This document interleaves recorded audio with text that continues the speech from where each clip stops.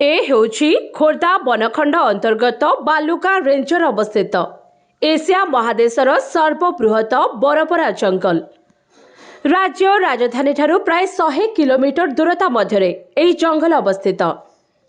5टी संरक्षित जंगल यथा आरंग, बांकड़, कटुआल, टोमना और रकिन थिबा बेले 9टी चिन्हित संरक्षित को नहीं एही जंगल परिचित। एहार उत्तर में नयागढ़, दक्षिण में गंजाम एवं केन्द्र भागरे खोर्धा जिला अवस्थित। बाणपुर एवं गंजाम खलिकोट ब्लॉक नहीं इस स्थान को आसवा निमंते रास्ता रही, किंतु एही स्थान 2 ब्लॉक ठारू प्राय 15 किलोमीटर आसवा परे बण, पहाड़, अंकाबंका रास्ता रे प्राय 10 किलोमीटर आसवा परे ए स्थानटी दृश्यमान होइथाए।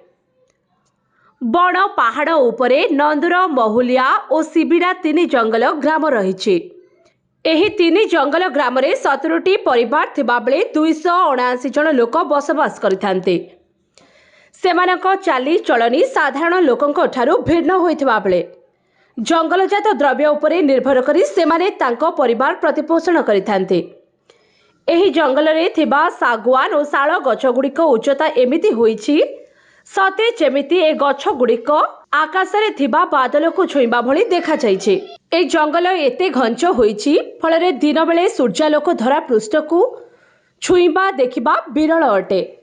दिन रे छाई आलुह खेल आउ केतेबेले चंद्रमांक रश्मि रे आलोकित सबुज बनानी पर्यटकंक मन जिनि नेबा देखा जाइछि।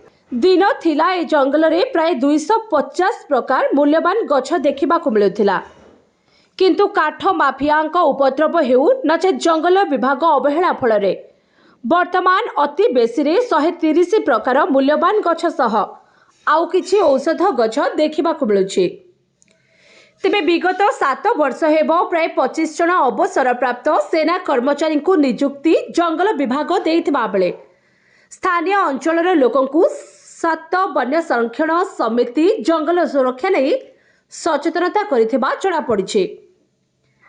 सेहीपरि 25 वनरक्षी एवं जणे वनपाल जंगल सुरक्षा दायित्व रे थिबा बेले एहा पर्याप्त होई नथिबा जणा पड़िछि। शांत परिवेश एवं अविशांत जंगल रे वर्तमान 14 हाथी गोटे जंगल अन्य जंगल को निर्भय रे यातायात करुछन्ते। सेहीपरि ए जंगल रे गयळ, संबर, हरिण, कलरा पतरिया, बाघ, भालू, ठेकुआ, हरिण, अहिराज भली जीवजंतुक थिबा वन विभाग कर्मचारी प्रकाश करछन्ते। किंतु बड़ कथा हेउछि एठारे 4टी पोषा हरिण थिबा जणा पड़िछि, जो माने पर्यटक माने रहुथिबा प्रकृति निवास चतुर्पार्श्व बुलाबुली करती आउ सेमानंको पर्यटक माने डाकिबा मात्रे तांको कथा बेस भल भाबरे बुझिबा सह पर्यटकंक ठारू खाइबा जिनिस खाइथान्ते। एमिति कि बहु पर्यटक माने उक्त पोषा हरिणंक सांगरे मोबाइल सेल्फी नेबा बेस भरपूर मजा उठाइथान्ते।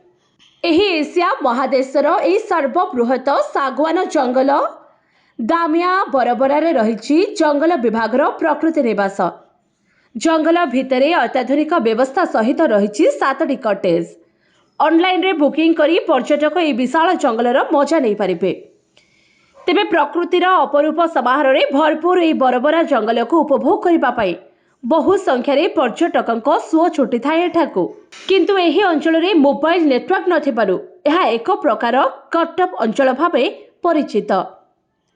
मोबाइल सेवा नथिबारु स्थानीय लोक माने बहु समस्यार सम्मुखीन होउछन्ते।